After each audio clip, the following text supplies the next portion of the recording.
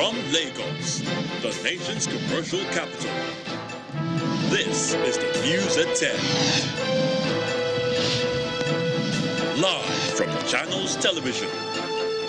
Reporting tonight, Kayode Okekiolu.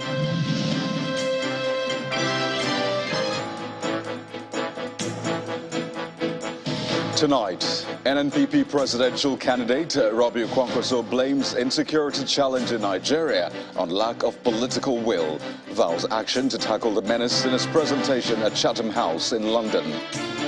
Senior advocates of Nigeria Wole Olanipekun and Olisa Agbakoba raised concerns over sections of the 1999 Constitution and the Electoral Act, say provisions may hamper the smooth conduct and outcome of the elections. Governor Nyesom Wike vows not to rescind his decision to announce his preferred presidential candidate ahead of the election next month. On business news tonight, Nigeria Economic Summit Group gives cautious optimism for the country's economy this year, despite gloomy unemployment and poverty rate forecast. On sports news tonight, top seed and defending champion Rafa Nadal knocked out of the Australian Open by American Mackenzie McDonald. And from Abuja, the nation's capital, the president extends tenure of the Inspector General of Police by 4 years. The federal government explains that Police Act 2020 has changed the rules on the IGP's retirement. And in international news from London, the three main figures in Ukraine's interior ministry have been killed in a helicopter crash beside a nursery in an eastern suburb of the capital, Kyiv.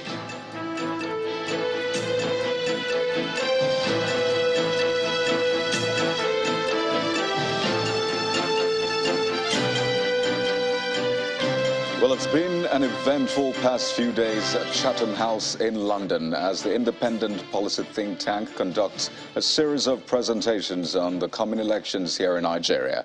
Well, the latest caller is the presidential candidate of the New Nigeria People's Party, Senator Robbie Kwankwaso, who blamed the lingering insecurity in the country on lack of political will. The former Kano State governor promised to beef up manpower and drive the necessary will to help Nigeria regain pride of place. He also narrated why the merger between the NNPP and the Labour Party failed. Our London correspondent, Juliana Olainka, has the report. Chatham House, day 3, and now the turn of the New Nigeria People's Party. Its presidential candidate, Senator Rabiu Musa Kwankwaso, may be considered an outsider to people back home, but in this prestigious international institution, the former governor of Kano State is credible, experienced and a serious contender in the battle to lead Nigeria. We in the NNPP believe that we will win the election fair and square at the first ballot. We appeal to the president not to listen to any proposal that seeks to undermine the 2023 general elections. We also call on all well-meaning Nigerians, as well as international community, to be vigilant. I'm also calling on all Nigerians in diaspora to continue to appeal to the governments of their host countries to continue to support our country and ensure that credible elections are conducted. Security. I think that's my biggest strength. I have been the Minister of Defense and advisor to President Ondafur on Somalia for 4 years during Obasanjo regime. And during that time, we are not even talking of Nigeria. We are talking of what was happening in other parts of Africa because we are concerned. And that's why our military were in Liberia, in Sierra Leone, in Darfur. I visited them many times. I had discussions with the leaders in those countries. The confidence that they had in Nigerian military was unbelievable. And so also in Nigeria, these are people who are well committed, professionals, well feared by the opponents or enemies. And these are the military that we are talking of bringing back. Now we don't even know. I don't know. I belong to the expanded family of military. I don't know what is happening in Nigeria now, but all I know is everything will revolve around what we call political will. If there is no political will, nothing will work. Critics doubt if the NNPP has the capacity to do it alone.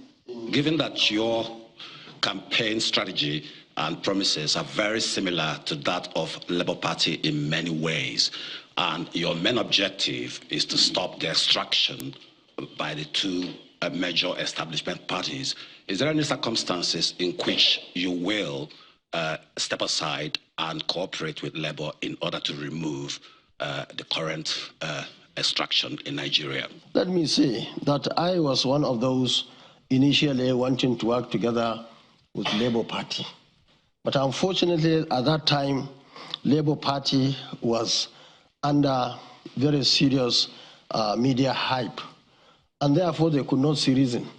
And you still not see reason that I will withdraw. I wish you didn't go to that extent. You would have said that to work with Labour or to work with APC or PDP, that would have been more responsible. But you cannot come to London. Maybe people who are here don't even know what is happening. And I want to say that our party, NNPP, is the only growing party in Nigeria today. Britain, however influential, is merely an observer of the upcoming ballot. The future of the country lies within its borders, with its people. Juliana Olayinka, Channels TV News, London. Back home, the presidential campaign councils of the All Progressives Congress APC and the People's Democratic Party PDP continue to be at each other's throat on allegations of financial corruption surrounding their principals. The latest salvo is coming from the PDP's campaign council, who is accusing the APC candidate, Senator Bola Tinubu, of laundering over 20 billion naira, an equivalent of $46.5 million, using pseudo companies. The spokesperson of the Atiku campaign, Mr. Kola Olobodiyo, told journalists at a news conference in Abuja that they have details of bank transactions and documents containing records of the alleged financial fraud. But this is coming after the recent allegations of financial impropriety leveled against the PDP's Atiku Abubakar, which the APC is latching onto to call for the investigation and disqualification of Mr. Abubakar from the presidential race. The truth will always prevail at the end of the day. Tinubu has not only failed in this mission to tarnish the clean image of Atiku Abubakar, but in the process, he has exposed his own atrocities as the real Mr. SPV. It is now in public space how Bola Tinubu reportedly used one of his many SPV companies, Soft Alliance, to steal a whopping $1 million belonging to Lagos State through an account 0015778102 in a third-generation bank. Documents cited in one of the anti-corruption agencies reveals that Tinubu's SPV laundered over 20 billion, averaging $46.5 million in different currencies to several companies, including payment of $1 billion, meaning $2.3 million, to a company that is widely known to belong to him. Furthermore, Nigerians are still awaiting the APC presidential candidate explanation for his conviction and criminal forfeiture of $460,000 in a criminal case of trafficking in narcotics in the United States of America, for which under Section 137(1) subsection D of the 1999 Constitution as amended, he is not eligible to contest election in Nigeria. Meanwhile, the PDP presidential candidate Atiku Abubakar today took his campaign to Ogun State, southwest Nigeria, where he promised to ensure steady growth of the economy through industrialization and restructuring of the country to reflect the aspirations of all Nigerians if elected president. He also told the crowd of supporters at the Ake Palace ground venue that they must win their polling units if they want to get appointments and contracts in his administration if he emerges president. It's indeed a star-studded campaign rally held at the Ake Palace ground in Abeokuta, the Ogun State capital.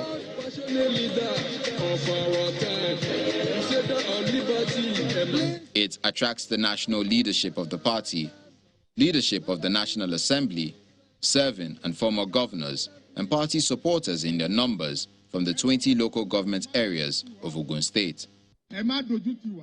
They are here to give support to the party's presidential candidate, who has come to solicit for their votes as he promises devolution of power, industrialization, employment for the youth, and prosperity for all Nigerians. We have promised to make sure industrialization of Ogun State, because Ogun State is endowed with so many mineral resources.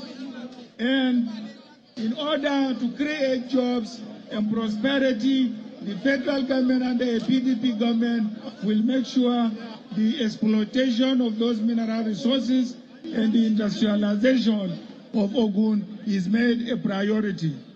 So, distinguished members of our party, we want to appeal to you to come out and vote and make sure that your votes are counted.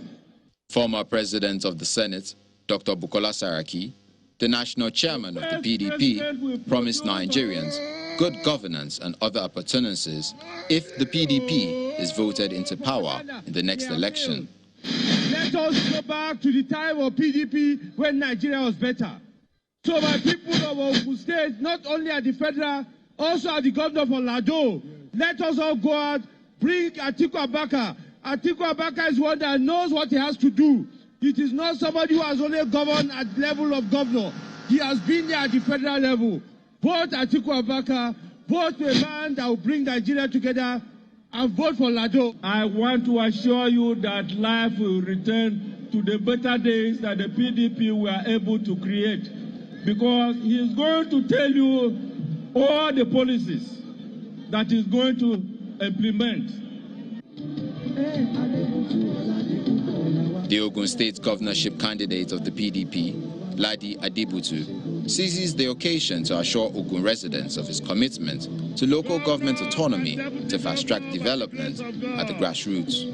I guarantee you, by the grace of God, we shall return the local governments to the hands of the people, and by the grace of God, that shall be progress for all. The presidential campaign rally rounds off with the presentation of the PDP flag to the governorship candidate and his deputy.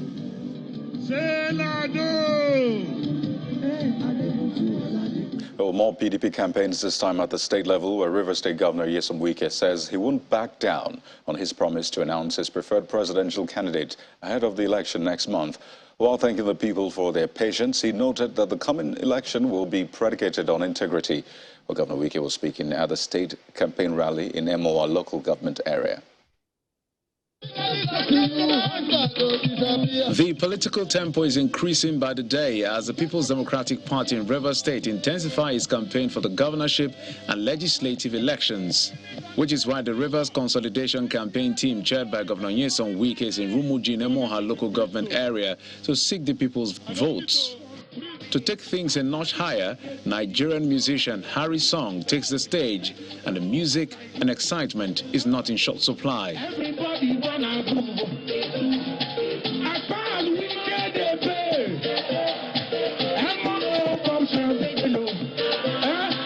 Then the public presentation of the legislative candidates. All Emoha to come out in mass to vote for Josina Emeji for House of Assembly, B.S. Merengwa for House of Representatives, and our leader, Owel Onyeso, for senatorial candidate. South National Vice Chairman of the PDP, Mr. Dan Obi, who is part of Governor Wike's entourage, commends him for his performance.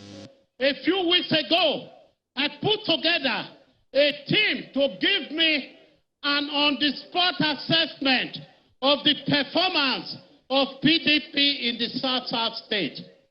Their interim report showed that the governor of Rivers State scored 99.9%. The party's governorship candidate promises to sustain the achievement of the current administration if elected. That security that he has given to you, we will sustain it. For your information, that road that they used to kidnap people, you know it now, the one you share between the Calabaris, we will make sure that that activity is put to an end. A mounting the podium, Governor Wike reels out his achievements in Emonha local government while asking the people to be patient on his choice of presidential candidate. I just want to draw your attention back so that we'll all know where we are coming from. When I came on board, I did say I'm going to walk on Iban, Obodeba to Isobo Road. Have I done it? Have I done it? Yes. When I came on board, I said I'm going to do Ishodu Road. Have I done it? Yes. Have I done it? Yes. When I came on board, I said I'm going to do Rumuche, Rumakwande Road. Have I done it? Have I done it? Yes. When I came on board, I said I'll do Chief Awuse Road. Have I done it? The bell will still ring. And when you hear the bell, listen to where the bell is coming from. And go and do what you have been told to do. The strength of the PDP in Emonha local government area is further boosted by the defection of some members of the opposition parties as they prepare for the elections. In part two, after the break, court dismisses suit seeking the disqualification of APC presidential candidate Senator Bola Tinubu, plus two senior advocates of Nigeria pick holes in sections of the 1999 Constitution and the Electoral Act as they raise concerns, saying the provisions may hamper the outcomes of the elections. So that's in a moment. To stay with us.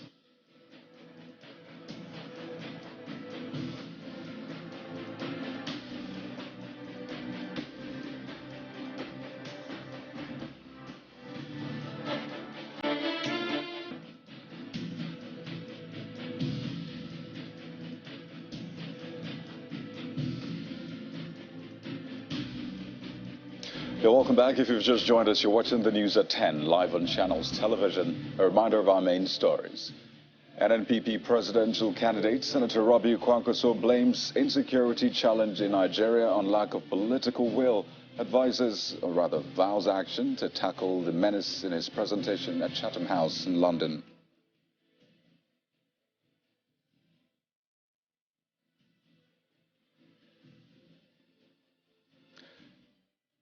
The senior advocates of Nigeria, Wole Olanipekun and Olisa Agbakoba, raised concerns over sections of the 1999 Constitution and the Electoral Act, say provisions may hamper the smooth conduct of the elections. Governor Nyesom Wike vows not to rescind his decision to announce his preferred presidential candidate ahead of the election next month. And the three main figures in Ukraine's interior ministry killed in a helicopter crash in an eastern suburb of the capital, Kiev.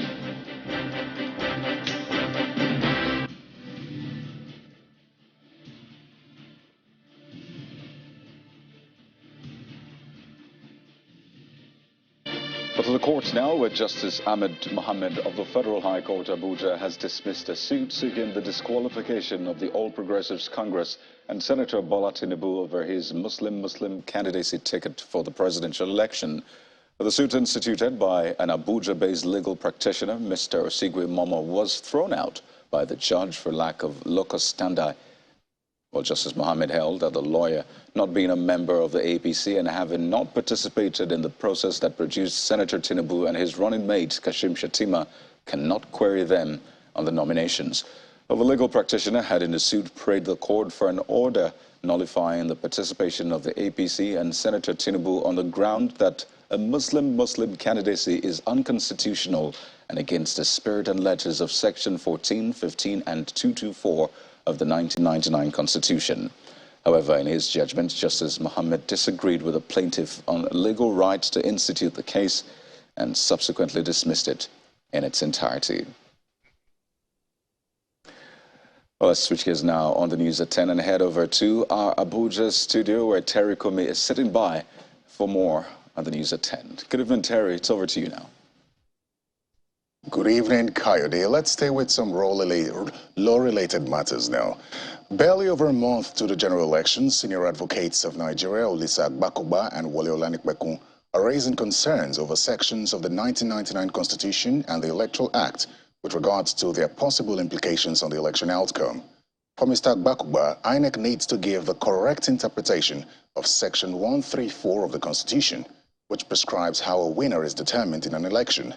He asked the electoral umpire to do this before next month's polls, so the provisions are clear enough for all to understand. He was a guest on our program, Politics Today. So I want to know, if I win, if I was running, and I won a quarter of the votes in 36, not even 24, in all 36 states, but I failed to win a quarter of the votes in the FCT, would I be declared president? I've taken 36 states, or, in fact, 36 states, I take 100% of the votes. That's more than a quarter. But I do not make 1/4 in Abuja. Would I be declared president? My view is no.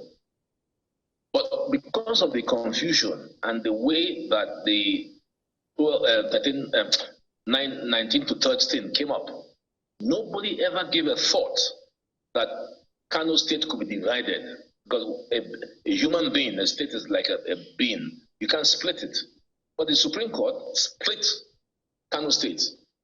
So I rather would like to promote the view that INEC must be prepared for all eventualities.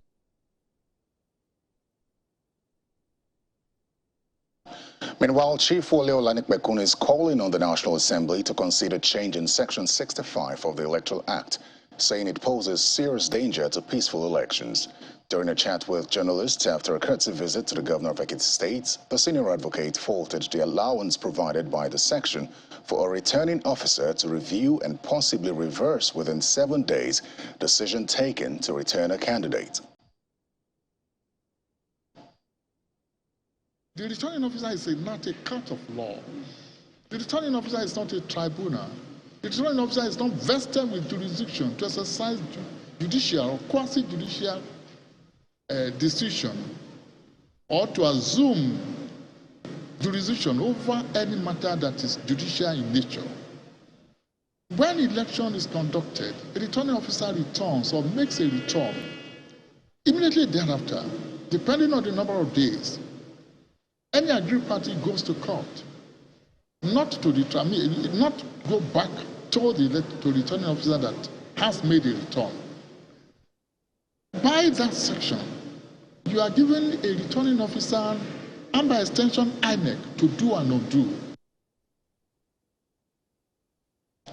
President Muhammadu Buhari has extended the tenure of the Inspector General of Police, Mr. Usman Al-Kalibaba, so he will not be retiring midway into the general elections. The Minister of Police Affairs, Mr. Mohammed Dingyadi, announced this today after the Federal Executive Council meeting presided over by Vice President Professor Yemi Osinbajo. He explained that the President has already given the IGP an appointment letter to that effect in line with the Police Act 2020, which has changed the rules for an IGP's retirement. Our State House correspondent Gloria Umezuke reports. For the first time, the Federal Executive Council meeting resumes this year since its last meeting on December 21, precisely 3 weeks ago, when the President, Muhammadu Buhari, launched a project monitoring app to entrench transparency in the presence of just a handful of ministers. This year, quite unusually, it is not a hybrid meeting as over 20 ministers and the ministers of state converge on the council chamber for a meeting to be presided over by the Vice President, Professor Yemi Osinbajo. Among several memos presented and approved are those in the Ministries of Aviation, Police Affairs and Environment. During the briefing, the Police Affairs Minister debunked speculations that Inspector General of Police would proceed on retirement before the general elections as he clocks 60 years on March 1. By the provision of Police Act 2020,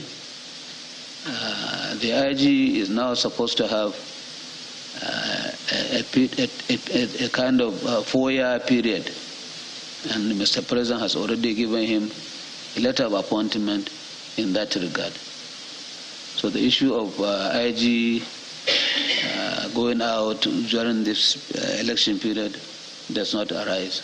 The minister announced that corruption in the police has drastically declined, just as he announced the council's approval of a draft bill for an act to establish the Nigeria Police Force College and institutions. By the time this draft bill is passed by the National Assembly, it is expected that the change it is expected to change the narrative in our institutions. Presenting his memo, the aviation minister boasts that the administration has fulfilled her promise of assembling local aircrafts as 2.29 billion naira is approved by the Federal Executive Council. I'm happy to announce today is a reality.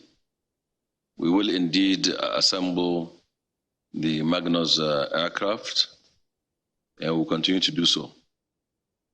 And not too distant future, by God's grace, the industry of civil aviation will begin to manufacture right here in country. So we hope in the future, our entrepreneurs here will partner and continue. It's not going to be a government-controlled thing. At the last council meeting in December, over 95 billion naira was approved for the remediation of impacted sites in Ogoniland. The government appears to be following up by approving a further 1.35 billion naira. There's a need to provide project vehicles so that they can effectively inspect, supervise, and monitor the remediation exercise. The federal government hopes to significantly advance implementation of the cleanup exercise before the end of the present administration. From the presidential villa, Gloria Umezuke, Channels Television News. And while the president is back in the country after his trip to Nouakchott, the Mauritanian capital, for the third African Conference for Peace, President Muhammadu Buhari, who left on his first foreign trip in 2023 to receive an award for strengthening peace, told the conference that efforts must be intensified towards curtailing the circulation of small arms and light weapons, as well as the influx of foreign fighters into the continent. He identified the unrest in Libya, the Central African Republic, and Russia's aggression in Ukraine as threats to the security in Nigeria and the Lake Chad Basin, and asked the African Union to come up with pragmatic solutions to the conflict in Libya. President Buhari then called for continuous education so the populace can see through people who use religion to advance their economic and political agenda. Meanwhile, the president met with the United States Ambassador at Large for International Religious Freedom, Rashad Hussain, on the sidelines of the conference.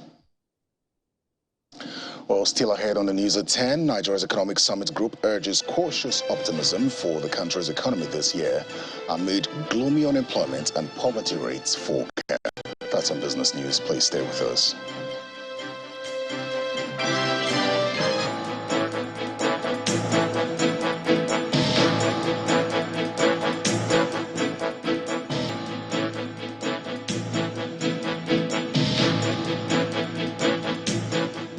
Well, back to the campaign trail now. For the presidential candidate of the Labour Party, Mr. Peter Obi, the promise is that if elected, his administration will restore the dignity of a country where everyone will have equal stakes. During a campaign rally in Kaduna State, Mr. Obi told the crowd at the Ahmadu Bello Stadium that he not only plans to make the entire northern region the agricultural hub of the country, but also tackle banditry and terrorism. The former Anambra State governor emphasizes that the forthcoming presidential election is not about religion nor ethnicity, but will be determined by the capacity of those running for the office.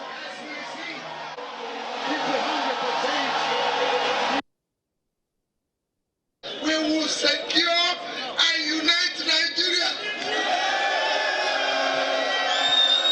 We are showing you security will come back here again. Because what are we going to do? We will ensure today we're having security, not because the bandits are more formidable than government, but because there's no leadership. We will ensure that this country is secured, because we wouldn't want, we will restructure the security governance architecture. We will get more people into the security system. We will ensure that they are well careful. We will make sure that all the vast land in the north will turn into agricultural field. We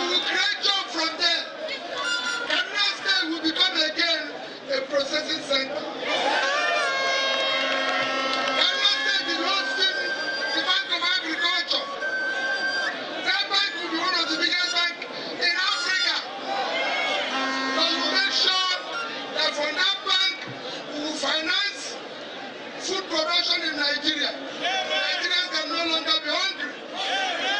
All those youths that are abandoned will start bringing them out of poverty. Yes.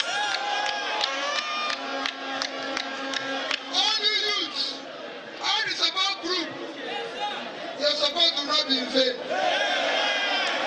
Your support will not be in vain. Because we make sure that our youths that are energetic, talented, one of the best will compete in the world and win.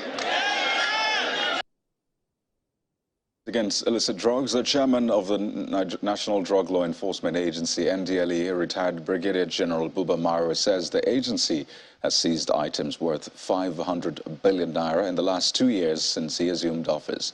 Well, he gave the figure during a media briefing in Abuja, where he noted that the NDLEA now has a mandate to ensure all proceeds of crime are forfeited to the federal government. The agency, which is celebrating 30 years of its establishment this January, is also going to make available self-test kits in its commands across the country for parents to test their children for all kinds of substances to curb drug abuse in schools.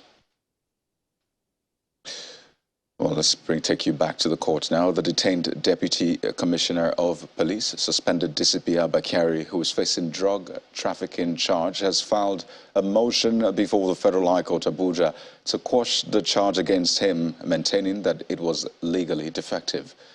In his motion, Mr. Bakari held that the charge was premature, insisting that the NDLEA ought to have allowed the police to exhaust its internal machinery before it instituted the action, as the security agency had already commenced investigation and allegations against him.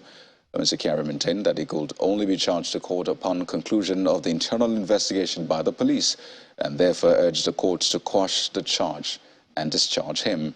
Meanwhile, the counsel to the NDLEA, Mr. Sunday Joseph, urged the court to dismiss the defendant's preliminary objections, which it argued was based on fundamental misconception of the law.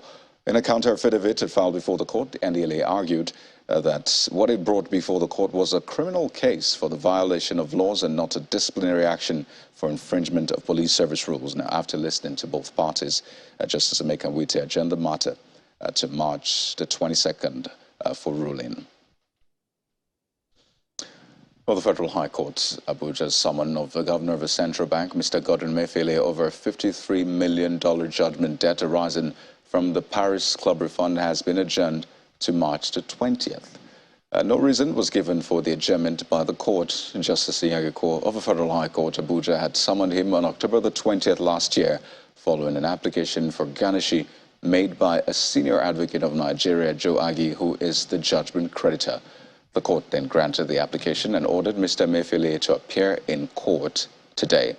The dispute stems from an alleged $70 million judgment against Linus International Limited for the lawyer, Mr. Joe Agi's assistance with the Paris Club refund. Mr. Emefiele was said to have only released $17 million, leaving an unpaid balance of $53 million. And in the commercial capital Lagos, a story building opposite Domino's Pizza in Ikeja metropolis has partially collapsed, killing one person. The building, which formerly housed a popular supermarket along Aromire Avenue, is said to be under renovation as at the time the incident occurred. Confirming the incident, the Permanent Secretary, Lagos State Emergency Management Agency, LASEMA, Solufemi Okeosoyintolu, alleged that the building is being worked on by unskilled laborers, resulting in the partial collapse. He adds that the welder working on the building lost his life instantly at the scene, and his remains were recovered.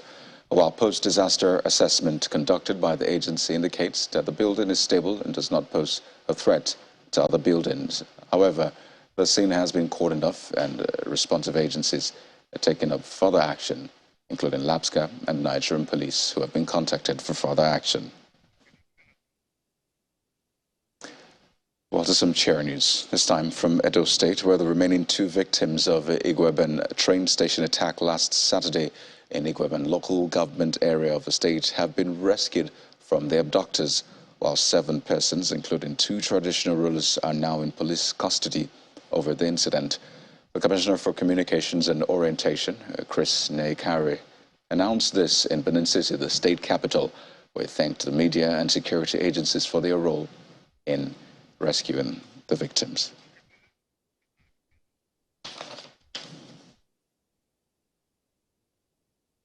Well, to education now, President Muhammadu Buhari has reaffirmed his administration's commitment to continue to provide the support needed by public universities to undertake cutting-edge research towards the advancement of the knowledge economy. The president, who made the commitment during the 53rd convocation of the University of Lagos, says he believes in sound educational system for national development.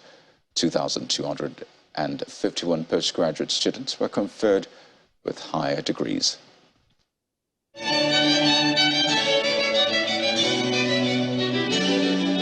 For the first time in many years, no undergraduate is included in the University of Lagos convocation ceremonies.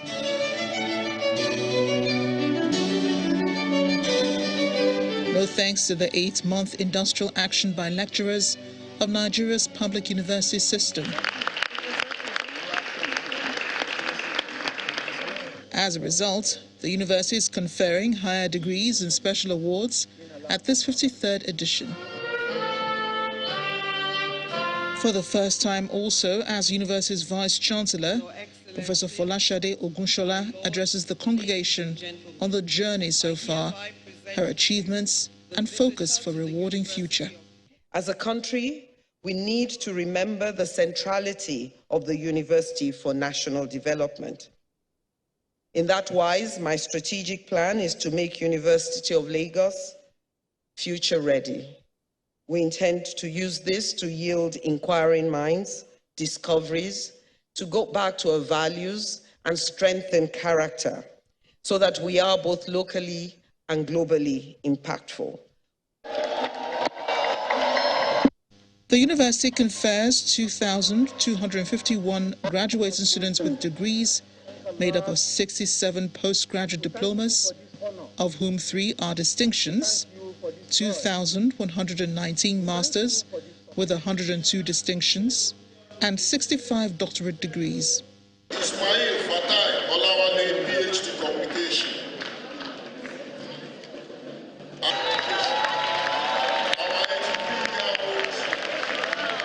The 53rd convocation produces the oldest graduating student, 83-year-old journalist Dayo Michael, who obtained a PhD in mass communication. Gold medal honorary awards are also conferred on 2 eminent personalities within the university community. Johnson Olaleru, a celebrated professor of mathematics, and Duroni, professor of theatre arts.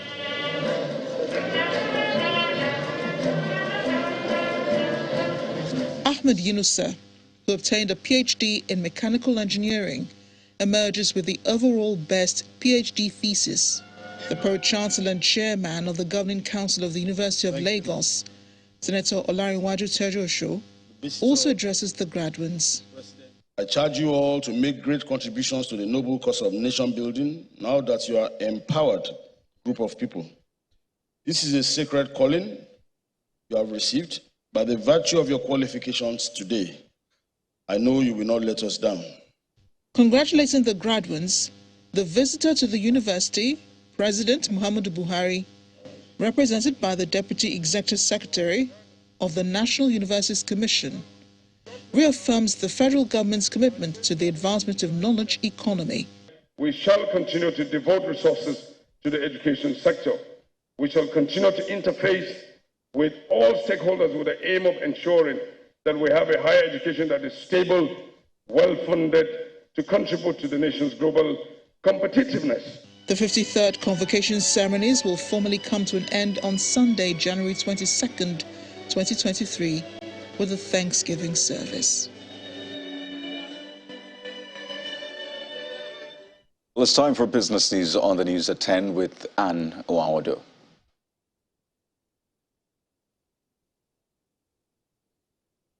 Banking, so easy, so simple. Dial *894# now to experience it. You first, First Bank.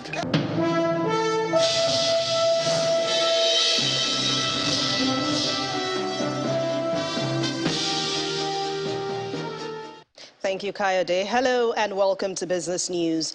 The Nigerian Economic Summit Group, NESG, says that it expects 2.98% of economic growth in the country this year amid a poverty rate forecast of 45% and an unemployment rate of 37%. This is contained in its 2023 macroeconomic outlook launched in Lagos, southwest Nigeria. According to the think tank, the subdued growth projection is due to strains on investment and low productivity in critical sectors. It's the launch of the 2023 Macroeconomic Outlook for Nigeria with the theme, Nigeria in Transition, Recipes for Shared Prosperity. This support may not necessarily be directed. Like other economic think tanks, such as the World Bank, the NESG expects the economy to grow by about 2.98% in 2023 amid the election year. While the overall global picture is gloomy and many economists see the chance of a global recession, the CEO of NESG, Mr. Jayo Lalaoye, is cautiously optimistic. So if you pull back subsidy and get about 6 trillion naira, if you again appropriately price naira and the subsidy in the FX that are going to people's pocket is dealt with, you might bring back another 3 trillion naira. If you then deal with things around leakages in terms of taxes, our assumption is that any government that will come in will take charge, will work.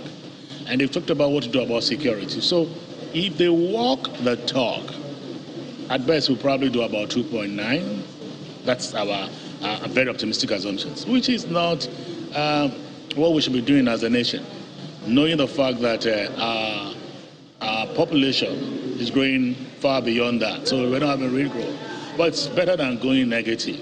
For the former President, Manufacturers Association of Nigeria, Engineer Mansour Ahmed, sharing prosperity should go hand in hand with building it.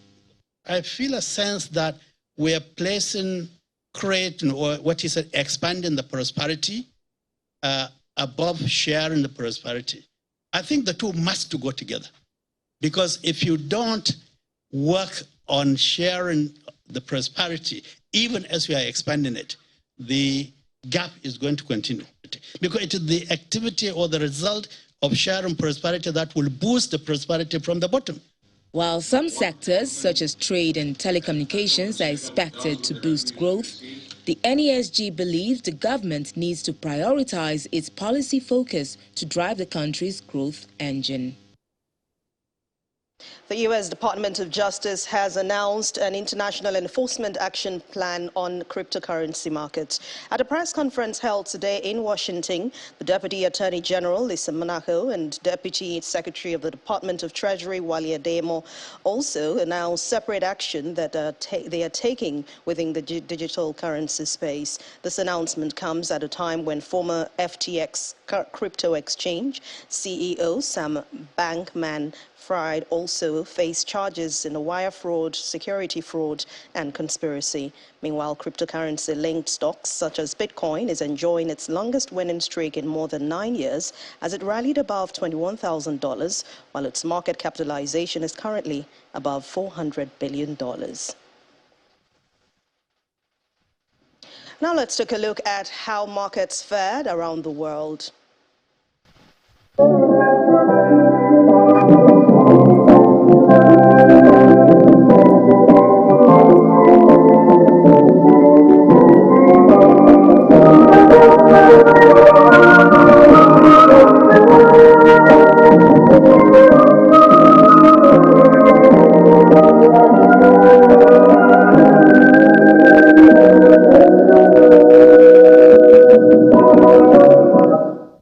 That's the midweek edition of Business News. Thank you so much for watching. I'm Anne Nwawadu. The rest of the news continues with Coyote.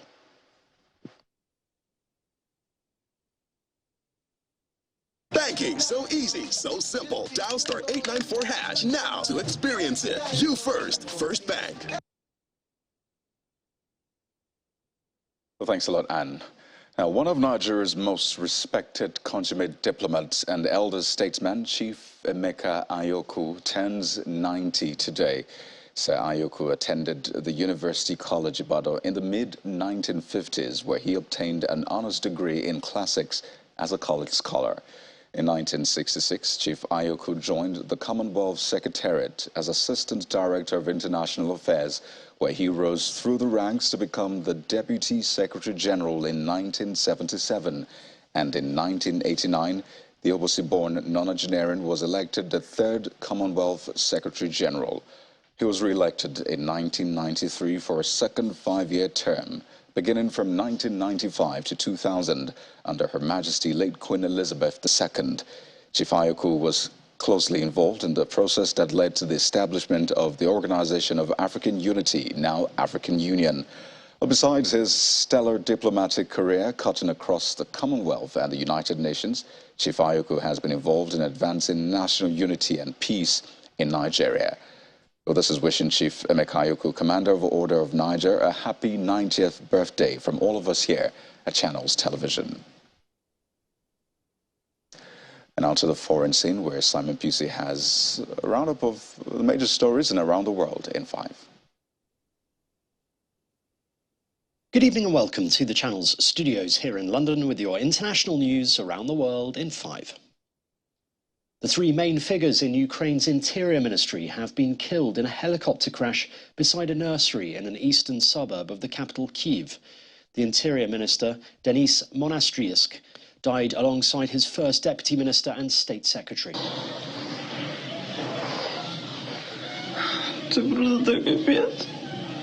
Authorities said 17 people died when the helicopter came down in Brovary around 8:30 a.m. local time, including 4 children.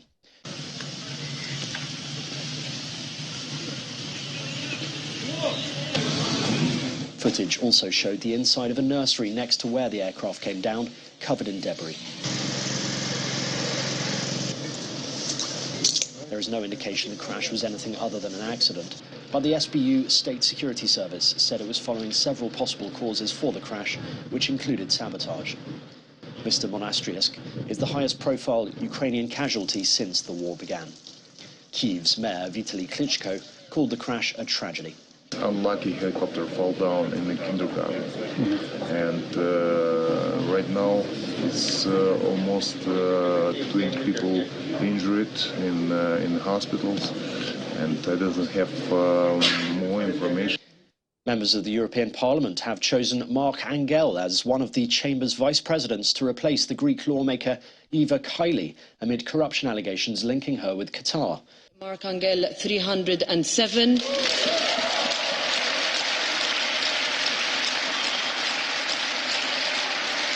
In the second round of the vote, the Socialist MEP received 307 votes, while an absolute majority of 296 was needed for him to get the job. Kylie and 3 others are in Belgian custody, facing charges of corruption and money laundering in relation to alleged payments from Qatar. The Macau gambling kingpin Alvin Chow has been sentenced to 18 years in jail for more than 100 charges, including organised crime and illegal gaming. The 48-year-old was found guilty in a case that centred on illegal bets exceeding $105 billion. Chow, a high-profile and colourful figure in the local casino industry, had denied the charges. Somalia's President Hassan Sheikh Mohammed has said the government will soon launch the second phase of an offensive against al-Qaeda-allied al-Shabaab militants in the southwest of the country. It's an area where the group controls several towns and villages. Mr. Mohammed's remarks came after the Somali National Army, with the help of pro-government clan militias, recaptured 3 strategic towns from al-Shabaab. The president added that his government had prepared a military strategy to eliminate al-Shabaab in Somalia. Heavy snowfall in parts of Spain, normally known for being hot and sunny, has triggered weather alerts.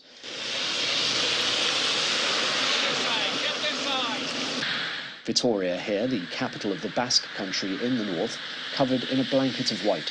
Storm Gerard hit the Mediterranean country on Monday, with Spain's weather agency issuing yellow or amber weather alerts for 40 different provinces. Experts say Florida manatees, the gentle sea mammals known as sea cows, are dying in Florida at an alarming rate. Out of an estimated population of 6,000 to 7,000 manatees, up to 1,000 died in Florida last year alone. Manatees are a protected species in Florida, but their environment is not. They are particularly vulnerable because of the scarcity of seagrass in their habitats. These are very direct human, caused deaths. And so there was a number of rules and regulations and sanctuaries, like right here in Crystal River, that were created to try and protect them. And the world's oldest person, the French nun Lucille Randon, has died at the age of 118. David va vous en donner. De quoi? Du pétillant. Ms. Randon, who assumed the name Sister Andre when she became a nun in 1944, died in her sleep at her nursing home in Toulon in France. Oh, ça m'a fait très, très, très plaisir. Born in 1904 in southern France, she lived through 2 world wars and dedicated much of her life to Catholicism. Born when the Tour de France had only been staged once, Sister Andre also saw 27 French heads of state. And that's your international news around the world in 5. Now back to the channel's studios in Lagos.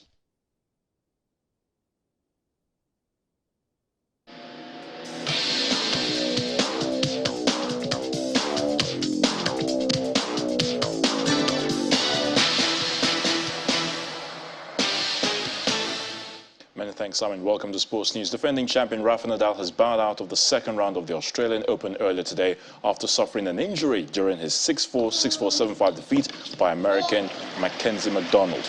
Nadal appeared to suffer a strain in his left hip area while running for a backhand deep in the second set at the Rod Laver Arena.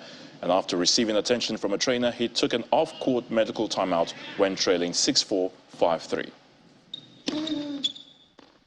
A dominant Stefanos Tsitsipas proved a step too far for homeboy Rinky Hijikata as the Greek third seed eased into the Australian Open third round with a 6-3, 6-love, 6-2 win. The wildcard Hijikata, ranked 169th in the world, went toe-to-toe with Tsitsipas in the early exchanges and looked capable of making it a contest for the Rod Laver Arena crowd. And that's Sports News.